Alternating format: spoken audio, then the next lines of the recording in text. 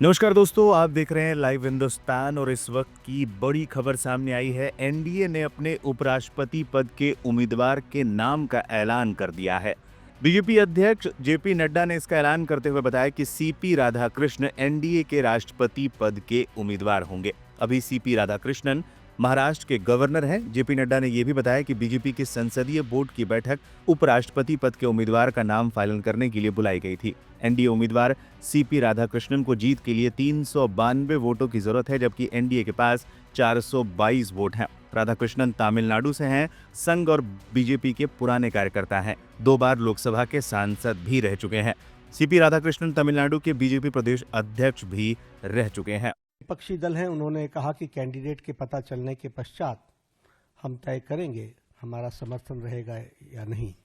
हमारे एनडीए के साथियों के साथ भी चर्चा गहन रूप से हुई और गहन रूप से चर्चा होने के बाद आज हम यहाँ पर आपको खुशी से ये बताना चाहते हैं और ये खुशखबरी देना चाहते हैं कि संसदीय बोर्ड की बैठक में जिसका नेतृत्व हमारे प्रधानमंत्री नरेंद्र मोदी जी की उपस्थिति में हुआ, उनके नेतृत्व में ये बैठक हुई।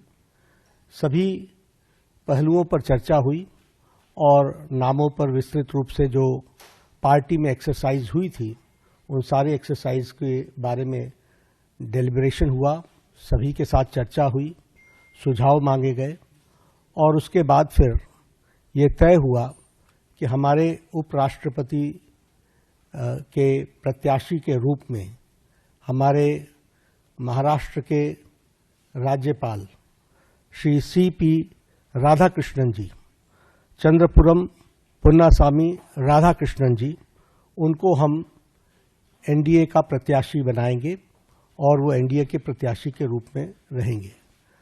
सीपी राधाकृष्णन जी, जिन्हें हम चंद्रपुरम पन्नुसामी राधाकृष्णन के रूप से जानते हैं, आपका जन्म अक्टूबर 20 1957 त्रिपुर में, तमिलनाडु में हुआ, त्रिपुर में।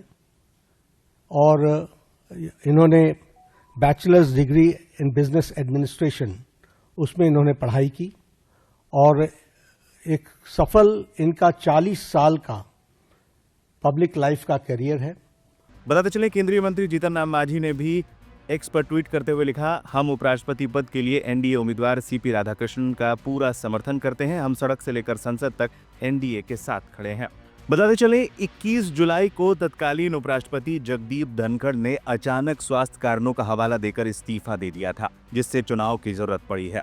लेकिन सूत्रों का कहना है कि असल वजह उनके और केंद्र सरकार के बीच बढ़ती अविश्वास की स्थिति रही है। बताया जाता है कि धनखड़ ने कई अहम मौकों पर सरकार से इतर रुख अपनाया था, खासकर जब न्यायमूर्ति यशवंत वर्मा के महाभियोग मामले में उन्होंने सरकार के पक्ष में सहमति नहीं जताई थी। बीजेपी नेतृत्व किसी भी तरह की पुनरावृत्ति से बचना चाहता था। एनडीए ने प्रधानमंत्री नरेंद्र मोदी और बीजेपी अध्यक्ष जेपी नड्डा को उम्मीदवार चुनने का अधिकार दिया था। इसके बाद अब सीपी राधाकृष्णन का नाम सामने आया है।